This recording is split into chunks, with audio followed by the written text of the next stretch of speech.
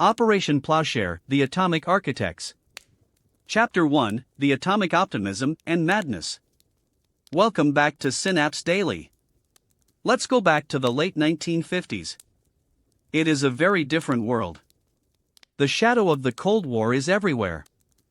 People are terrified of nuclear Armageddon. School children are learning to duck and cover under their desks. Families are digging fallout shelters in their backyards. The atom is seen as the ultimate destroyer. It is the end of the world waiting to happen. But that is only half the story. At the same time, there was incredible, blinding optimism about science. We were cracking the genetic code. We were preparing to go to the moon. Science was the new religion. It could solve anything. In the polished hallways of the U.S. Atomic Energy Commission, the AEC, and the labs of Lawrence Livermore in California, highly intelligent physicists were asking a strange question. They looked at the hydrogen bomb, a weapon capable of erasing a city in seconds, and they didn't see a weapon. They saw energy. They saw the most powerful construction tool ever invented. They asked, why are we only building bombs for war? Why don't we use this power to rebuild the Earth? In 1957, this idea became official U.S. government policy. They called it Operation Plowshare. The name was a brilliant piece of marketing. It came straight from the Bible, the book of Isaiah. They shall beat their swords into plowshares, and their spears into pruning hooks. The message to the public was clear: we are taking the instruments of death and turning them into tools of peace. It was part of President Eisenhower's broader Atoms for Peace initiative. The goal was to rebrand the atom. The vision was breathtaking in its scale. They didn't want to just dig holes. They wanted to be geographic engineers. Imagine a world where we need a new harbor on a remote coast. We don't send thousands of workers and bulldozers for 5 years. We send a team of nuclear scientists. They drill a few deep holes. They lower thermonuclear devices. They press a button. Boom! Instant harbor. Imagine a mountain range blocking a new railway. We don't tunnel through it slowly. We vaporize a path right through the center. It sounds like science fiction today. It sounds like madness. But in 1958, this was serious business. Millions of dollars were poured into research. Some of the brightest minds on the planet dedicated their careers to it. They truly believed they could tame the nuclear beast. They believed they could control the uncontrollable. They thought radiation was just a minor engineering hurdle, not a fundamental threat to life. This podcast series is the story of that grand, terrifying ambition. It is the story of how close we came to reshaping our planet with nuclear fire. And it is the story of why, thankfully, it all stopped. Chapter 2, The Prophets of Geographic Engineering. To understand Operation Plowshare, you have to understand the mindset of the era. This was the peak of big science. If you threw enough money in physics at a problem, it would be solved. The spiritual leader of this movement was Dr. Edward Teller. He is often called the father of the hydrogen bomb. Teller was brilliant, intense, and incredibly persuasive. He didn't just want to build weapons for the military. He wanted the atomic age to transform everything.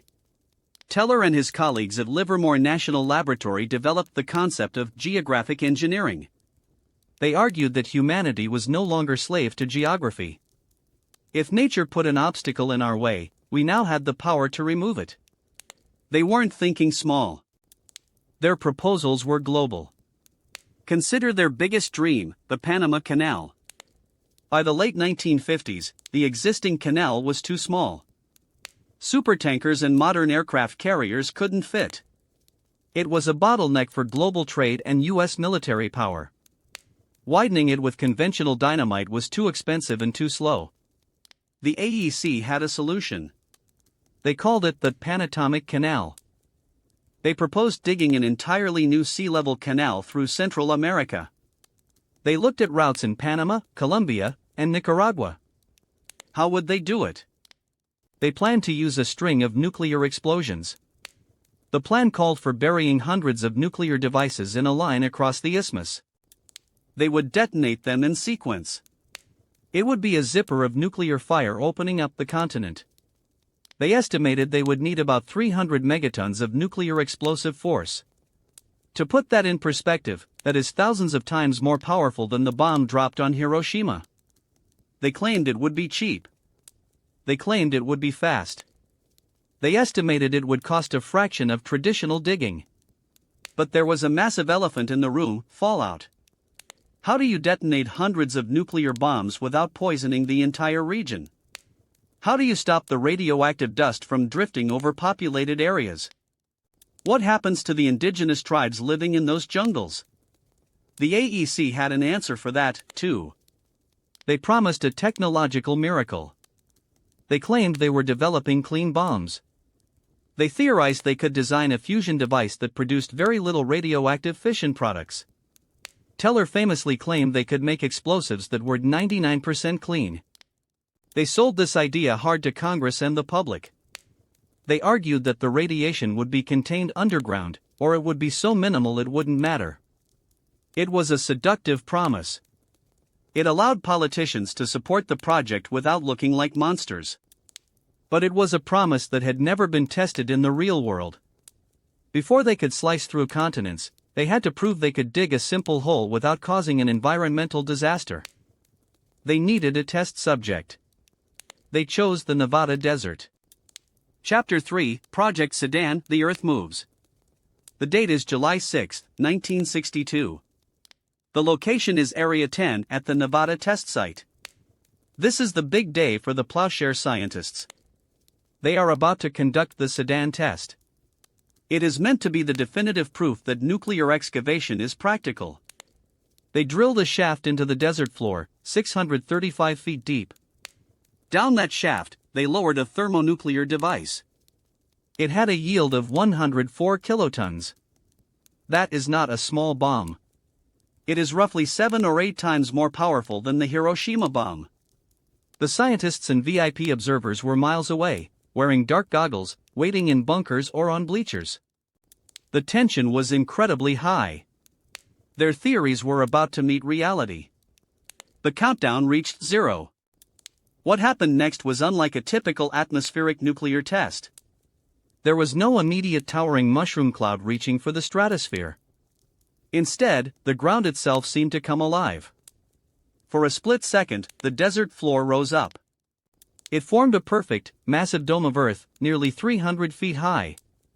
It looked like a giant bubble pushing up from below. Then, the containment failed. The dome burst open. An unbelievable amount of energy was released. The explosion blasted 12 million tons of radioactive earth and rock into the sky. It was a fountain of debris. Rocks the size of small cars were hurled thousands of feet through the air. The noise was deafening, a low, earth-shaking roar that rolled across the desert. A massive, dense cloud of dust and steam rose up, reaching 12,000 feet. It hung over the site, dark and menacing. When the dust finally settled, the landscape was permanently scarred. Where there was once flat desert, there was now a crater of staggering proportions. The Sedan Crater is still there today. You can see it on satellite maps. It is a perfect bowl in the earth. It is 1,280 feet in diameter. It is 320 feet deep. You could fit a large sports stadium inside it. From an engineering standpoint, it was a massive success. They had moved millions of tons of earth in seconds. The math was correct. The bomb worked as a shovel. But the clean bomb theory died that day. The explosion was very dirty. The dust cloud was highly radioactive. It didn't just stay in the test site. High-altitude winds grabbed the plume. The radioactive cloud split into 2 main sections. It drifted northeast across the United States. It passed over Utah. It passed over Nevada. It dropped radioactive fallout isotopes like iodine-131 on farms and towns in Iowa, Nebraska, and South Dakota. Traces of radiation from the Sedan test were eventually detected as far away as the East Coast. The AEC tried to downplay it. They issued statements saying there was no danger to the public. But internally, they knew they had a problem. The clean nuclear shovel was a myth. They had created a massive hole, but they had also created a massive radioactive mess. Chapter 4, Project Carryall, the Radioactive Highway. Despite the radioactive fallout from the Sedan test, the momentum of Operation Plowshare was difficult to stop. The scientists were encouraged by the sheer size of the crater. They believed they could fix the radiation problem later. They were looking for a real-world application inside the United States. They found it in California. By 1963, the California Division of Highways was facing a major expensive problem. They needed to build a new section of Interstate 40. They also needed to reroute the Santa Fe Railway. The path went straight through the Bristol Mountains in the Mojave Desert. It was brutal, rugged terrain. To build the road using traditional methods, they would have to blast a 2-mile-long cut through solid rock. It would take years of drilling, dynamiting, and hauling debris with trucks. It was going to cost a fortune.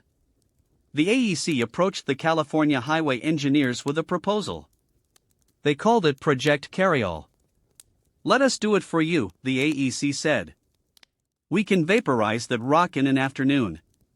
It was the first serious attempt to use nuclear bombs for public infrastructure. The plan was incredibly audacious. They wouldn't just use one bomb. They planned to use 22 nuclear devices. The plan called for drilling 22 shafts along the proposed path of the highway. They would lower nuclear bombs into each shaft.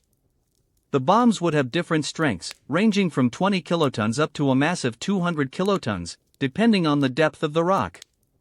They planned to detonate them in a specific sequence. It would be a ripple fire of nuclear explosions. The theory was that the blasts would shatter the mountain range. The intense heat would melt the rock, and the force would eject the debris, creating a perfect, preformed canyon. The engineers were excited. The math showed it would be much cheaper than conventional methods. They started drawing up the blueprints. But this was 1963. The world was changing. Rachel Carson had just published Silent Spring. The modern environmental movement was being born. People were no longer blindly trusting government scientists. When the public in California heard about Project Carryall, they started asking hard questions. You want to detonate 22 nuclear bombs in our state? What happens to the radiation? Will the highway be radioactive? What if I get a flat tire in the nuclear canyon? Is it safe to get out of my car? The AEC tried to reassure them. They used a new scientific theory. They claimed the intense heat of the blasts would melt the rock into a glass-like substance. They argued this glassification would trap the radioactive isotopes underground forever. They said the road surface would be perfectly safe. But local communities weren't buying it. They were worried about the dust during the explosions. They were worried about seismic shocks cracking their foundations in nearby towns. For the first time, the dream of nuclear engineering was colliding with the reality of public politics. The scientists had the bombs, but they didn't have the people's trust. Before Project Carryall could move forward, the AEC decided they needed to try something else. Something that seemed, on the surface, deeper and safer. They turned their eyes from building highways to mining for treasure. Chapter 5, Project Gas Buggy, the Radioactive Torch. December 10, 1967. New Mexico. The target was the San Juan Basin. Deep rock held $1 billion treasure. Natural gas was trapped in tight stone. Standard drills could not reach it. The AEC stepped in with a plan. Let's use a nuke, they said. They called it Project Gas Buggy. They teamed up with El Paso Natural Gas. This was a government-corporate marriage. They drilled 4,240 feet into the rock. They lowered a 29-kiloton nuclear device. It was a long, cold cylinder of metal. They filled the hole with concrete. They wanted to trap the energy below. The button was pressed in a trailer.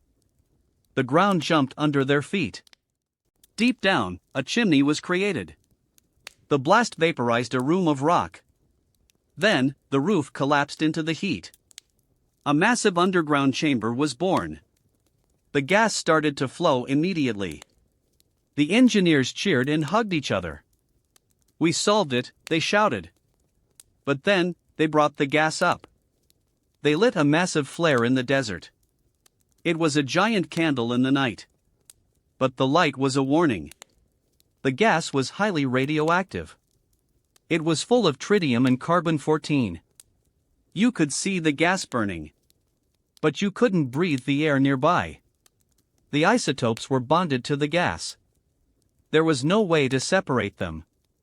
If you sent this gas to cities, every kitchen would become a laboratory.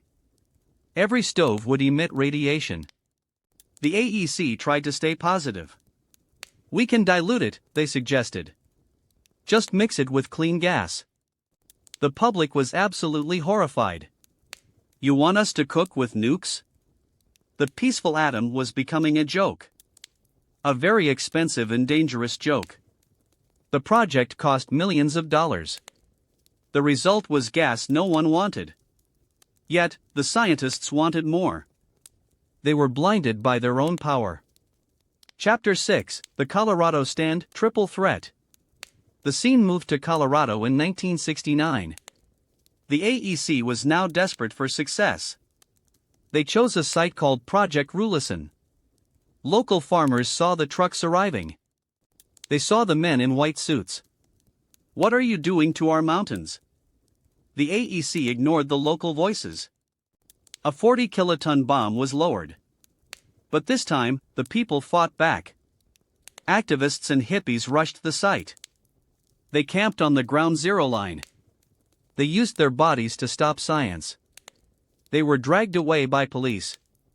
In September, the bomb went off. The Colorado mountains groaned in pain. Chimneys cracked. Windows shattered. The gas was released, but the story repeated. It was still too hot to use. The radiation was still there. The AEC refused to admit defeat. They planned their biggest move, Rio Blanco. May 17, 1973. A new level of madness. They didn't use one bomb. They used 3 separate nuclear devices. They stacked them in one single hole. They were like a nuclear club sandwich. Each was 30 kilotons of power. They detonated all 3 at once. The earth screamed that day. The shockwave damaged ranches for miles. But the result was a scientific disaster. The 3 chimneys did not connect. The gas stayed trapped in broken rock. And yes, the gas was still radioactive. It was a $11 million failure. The people of Colorado had seen enough. They didn't want to be a test site. They formed a group called the Umpire. They sued the federal government. They demanded the right to vote. "No more nukes without our permission." The 1974 referendum changed everything. The citizens of Colorado won the war. They banned nuclear blasting in their state. This was the heart of the backlash. It wasn't just about the science. It was about the right to be safe. The AEC had the bombs. But the people had the votes.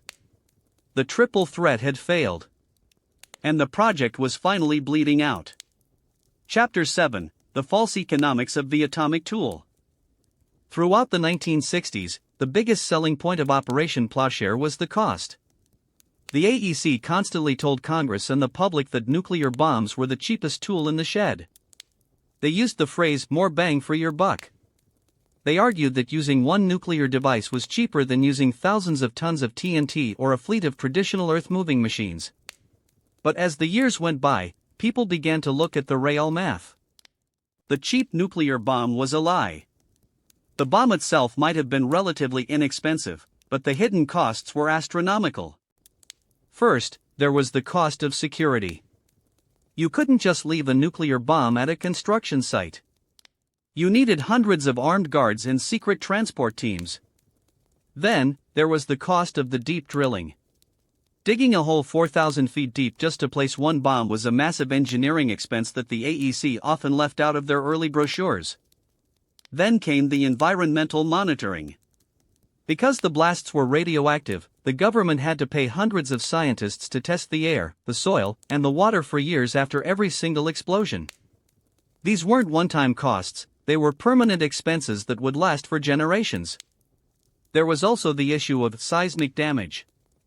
The underground blasts were so powerful that they cracked the walls of nearby homes and damaged local infrastructure. The government had to pay out millions of dollars in compensation to homeowners. When you added up the security, the drilling, the monitoring, and the lawsuits, the cheap nuclear shovel was actually the most expensive tool in human history. By the early 1970s, even the economists in Washington were starting to scratch their heads. They realized that traditional bulldozers and TNT were not only safer but significantly more cost-effective. The AEC's dream was built on a foundation of bad math. They had focused so much on the power of the explosion that they forgot to count the cost of the cleanup. The atomic age was turning out to be a financial black hole. Chapter 8: The Hidden Casualties, Ethics, and the Downwinders.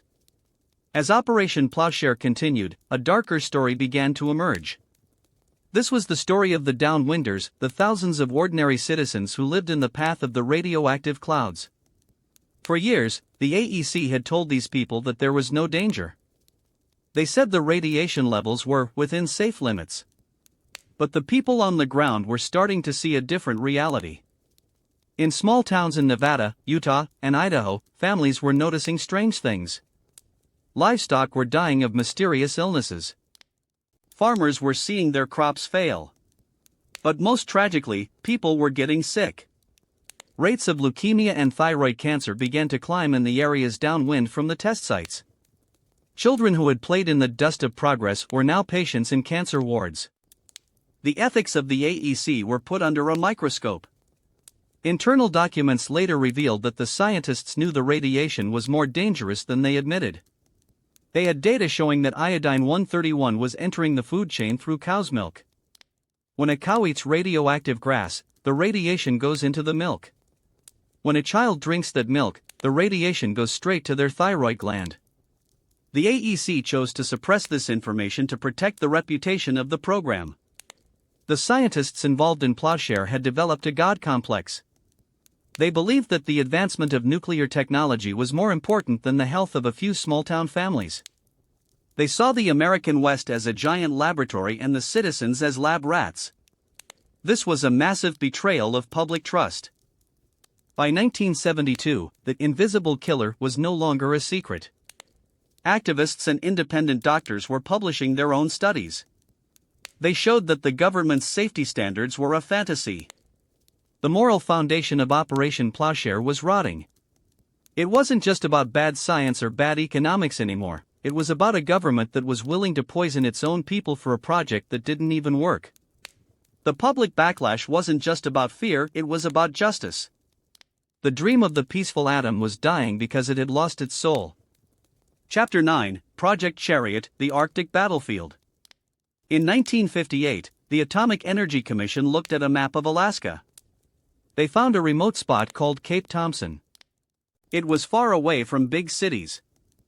They thought it was the perfect place for a nuclear experiment. They called it Project Chariot. The plan was to detonate 5 massive nuclear bombs at once. They wanted to create a huge deepwater harbor in the Arctic.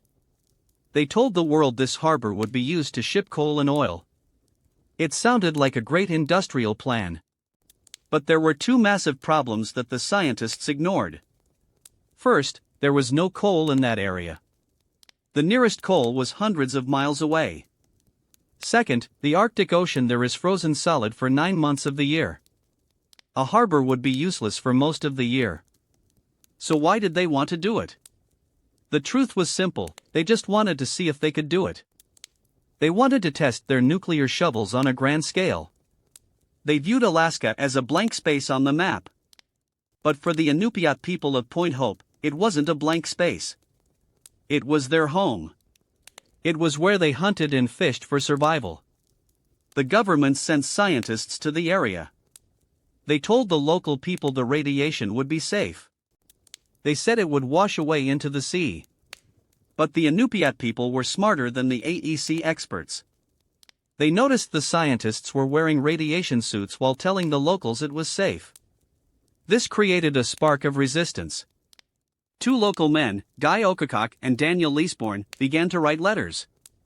They contacted the University of Alaska and environmental groups. They found out that the radiation would stay in the lichen. Caribou eat the lichen. Humans eat the caribou. This is the food chain. This was a historic moment. For the first time, a small group of indigenous people stood up to the nuclear giants. They were joined by brave biologists like William Pruitt and Leslie Virek. These scientists risked their careers to tell the truth. They proved that Project Chariot would destroy the local ecosystem and poison the people. The pressure grew too high for the government. In 1962, the AEC finally cancelled Project Chariot. It was the first major victory for the environmental movement. It proved that the atomic gods could be stopped by the truth. Chapter 10: The Soviet Mirror, a Darker Reality. While the United States was debating the ethics of plowshare, the Soviet Union was actually doing it. They had their own program. It was called Nuclear Explosions for the National Economy. It was much bigger and much more dangerous. From 1965 to 1989, the Soviets conducted over 150 nuclear tests for industrial purposes. They didn't have to worry about public backlash or environmental laws. In a communist dictatorship, the government did whatever it wanted. One of their most famous tests was Project Chagan. In 1965, they detonated a 140 kiloton bomb in the dry bed of the Chagan River in Kazakhstan. They wanted to create a reservoir for cattle. The explosion was enormous. It created a crater 1,300 feet wide and 300 feet deep. Today, it is known as Lake Chagan or simply the Atomic Lake. To prove to the world that it was safe, the Soviet Minister of Medium Machine Building actually jumped into the lake and went for a swim. It was a classic piece of Soviet propaganda. But the reality was grim. The water was highly radioactive. The fish that lived there had strange mutations. Even today, the radiation levels around the lake are dangerously high. The Soviets also used nuclear bombs to solve dangerous problems. In 1966, a gas well in Ertabulak caught fire. It was a massive fire that had been burning for 3 years. Nothing could stop it. The Soviets decided to use a nuclear bomb. They drilled a hole next to the fire and detonated a 30 kiloton device underground. The shockwave squeezed the gas pipe shut and the fire went out in 23 seconds. It was a miracle of engineering. But it came at a cost. The Soviet program left behind a legacy of poisoned land and sick workers. They detonated bombs to create underground storage for toxic waste. They used them to find diamonds and oil. Because there was no public oversight, they didn't care about the fallout. Today, Russia still struggles with the radioactive legacy of these peaceful explosions. The Soviet experience shows us what happens when nuclear power is used without any limits or transparency. It was a dark reflection of the American dream, carried out to a terrifying extreme. Chapter 11: The Physics of Failure, the Scientific Wall. We must ask, why did the smartest physicists in the world fail? Why couldn't they make the peaceful atom work? The answer is found in the laws of physics. The AEC promised clean nuclear bombs. This was the biggest lie of the program. To get enough power to move millions of tons of Earth, you need a thermonuclear reaction. Every thermonuclear bomb needs a trigger. This trigger is a smaller fission bomb made of plutonium or uranium. When a fission bomb explodes, it creates a cocktail of radioactive isotopes. These are things like strontium-90, cesium-137, and iodine-131. These elements are not natural. They stay in the soil and the air for decades. There is no such thing as a 100% clean nuclear explosion.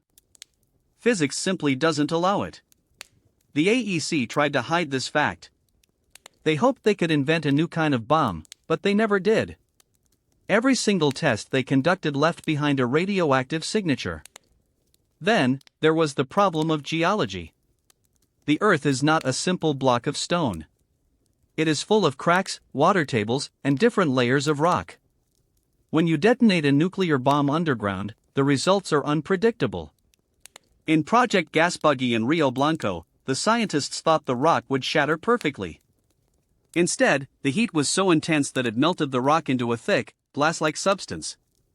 This glass actually blocked the gas from flowing. The very energy they used to unlock the resource ended up sealing it away. There was also the issue of seismic waves. A nuclear explosion is not like a regular explosion. It sends a shockwave through the Earth like a massive earthquake. These waves travel for hundreds of miles. In Colorado, the tests were cracking the foundations of homes and tilting the floors of local schools. The scientists realized they couldn't use these bombs anywhere near a city or a dam. If you can only use the tool in the middle of a deserted wasteland, the tool is not very useful for building highways or canals.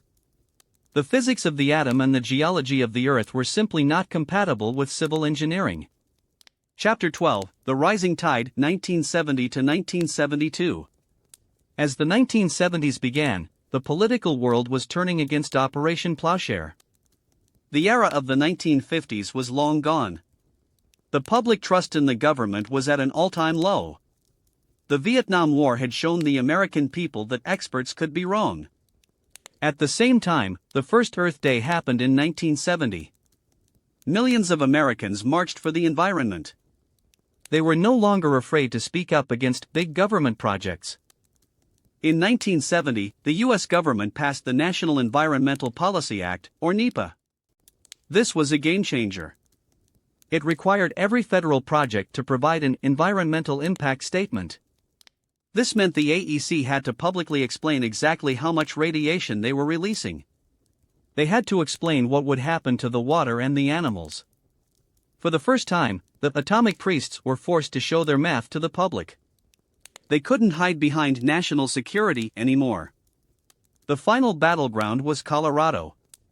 When the AEC announced they wanted to detonate even more bombs for gas mining, the people of Colorado said enough. They didn't just protest, they organized. They forced a statewide referendum in 1974. The voters passed a law that said no nuclear device could be detonated in Colorado without the approval of the voters. It was a historic Democratic victory over the AEC. The politicians in Washington, D.C. saw the writing on the wall. They realized that supporting Operation Plowshare was now a political disaster. In 1972, the funding for the program was slashed. The ambitious plans for the Panama Canal and the California highways were quietly put into desk drawers. The dream of the nuclear shovel was dying. It wasn't killed by a lack of money, but by a lack of public consent. The American people had looked at the future the AEC was offering, a future of radioactive craters and poison water, and they had said no. Chapter 13, The Final Shutdown and the Radioactive Scars. By 1974, the atmosphere in Washington, D.C. had turned cold. The enthusiasts of the Atomic Energy Commission were no longer seen as pioneers. They were seen as liabilities. The millions of dollars that once flowed like water into Operation Plowshare were suddenly cut off. The U.S. Congress, under heavy pressure from the public and environmental groups, finally pulled the plug. In 1975, Operation Plowshare was officially terminated. There was no grand ceremony. There were no speeches celebrating a job well done. It was a silent, shameful exit for the atomic architects. But shutting down the program was the easy part. Dealing with the aftermath was a different story. The scientists packed up their charts and moved on to different projects. But the Earth did not move on. They left behind a legacy of monuments of failure. The most famous, of course, is the Sedan Crater in Nevada. It remains a massive, empty bowl in the desert. It is so big that it serves as a permanent scar on the face of the planet. It is a place where nothing grows and where the silence is heavy. And then there were the hot sites. In New Mexico and Colorado, the wells from Project Gasbuggy in Rio Blanco had to be sealed. But how do you seal a nuclear chimney that is thousands of feet deep? The government had to pour massive amounts of concrete into the shafts. They put up warning signs that look like they belong in a horror movie. These signs warn future generations not to dig, not to drill, and not to drink the water. The monitoring costs continue even today. Taxpayers are still paying to check the radiation levels of projects that were finished 50 years ago. Was the experiment worth it? Not a single harbor was built. Not a single canal was opened. Not a single home was heated with nuclear gas. The only thing Operation Plowshare truly succeeded in was proving how dangerous it is to play God with physics. The dream of the peaceful atom had turned into a permanent environmental debt. The atomic shovel was finally buried, but the radiation it unearthed would stay awake for thousands of years. Chapter 14: The Ghost of Hubris, Lessons for Tomorrow. As we close the book on Operation Plowshare, we have to look in the mirror. This story is not just about the 1960s. It is about a fundamental human flaw, hubris. This is the dangerous belief that technology can solve every problem without creating new ones. The scientists of Plowshare were not evil men. They were brilliant. They were patriots. But they were blinded by their own power. They focused so much on the how that they completely forgot to ask why. Today, we face new technological frontiers that feel very similar to the atomic dreams of the past. We talk about geoengineering to stop climate change. We talk about using artificial intelligence to manage our entire society. We talk about colonizing Mars. These are the plowshares of the 21st century. The lesson of 1972 is that we must always listen to the voices of the people, not just the experts in the lab. We must ask, who will pay the price for this progress? What happens when the 99% clean promise turns out to be a lie? Can we ever truly control the forces of nature? Or are we just kids playing with matches in a house made of paper? Operation Plowshare taught us that the Earth is not a machine we can just take apart and put back together. It is a living, breathing system. When we wound it, it stays wounded. The public backlash of the 1970s was a moment of collective wisdom. It was humanity deciding that some powers are too big for us to handle. Thank you for listening to this deep dive on Synapse Daily. The story of Operation Plowshare is a reminder that the most powerful tool we have is not the atom. It is our ethics. It is our ability to say no to a dangerous dream. As we move into an uncertain future, let's keep the ghost of the atomic shovel in our minds. Let's make sure our progress is measured by the safety of our children, not just the size of our explosions. This has been your host. Stay curious, stay informed, and most importantly, stay grounded. Like this video if you learned something new. Comment your thoughts below and subscribe for more fascinating stories.